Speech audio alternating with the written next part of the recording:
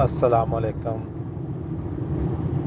अज दा मेरा ये तज़ीती पैगाम डॉक्टर जैगम साहब जो नाहक कतल हुए ने उन्हां दे बारे में। सब तो पहले तो मैनू इंतहाई दिली अफसोस है कि उन्हां नू नाहक कतल किया गया है और मैं सर रफ़ी साहब दे दुख दे विच बराबर दा शरीक हाँ। मैं और तुसी सारे इस चीज़ तो बाखूबी वाकफ जे कि औलाद दा दुख जिन्ना माँ बाप नू हुंदा है वो इस दुनिया ते किसी होर इंसान नू नहीं हो सकता। लेकिन मौला कायनात हज़रत अली उल मुर्तज़ा उन्हां दा कौल है कि किसी दे दुख दे विच शरीक हो जाना ਉਹਦੇ ਨਾਲ उस दुखी दा दुख घट हो सकता है।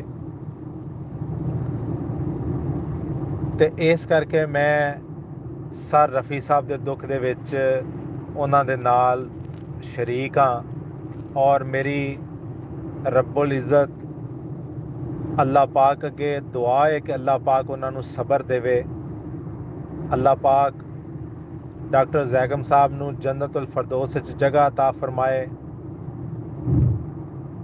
और मेरी हुकूमत पाकिस्तान अगे अपील है कि उन्हां दे कातलां नू जल्दी तो जल्दी गिरफ्तार करके इबरतनाक सज़ा दी जाए और ये दिखाया जाए कि किसी नू नाहक कतल करन दी की सज़ा हुंदी है।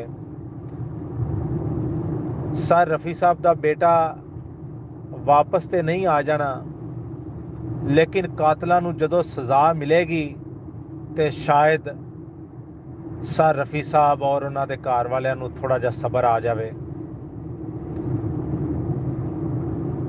मैं आखिर ते अल्लाह रब्बुल इज़्ज़त अगे ये दुआ करना वा कि अल्लाह ताला सर रफ़ी साहब और उन्हां दी फैमिली नू सब्रे जमील अता फरमाए और डॉक्टर जैगम साहब नू जन्नतुल फरदौस जगह अता फरमाए। आमीन।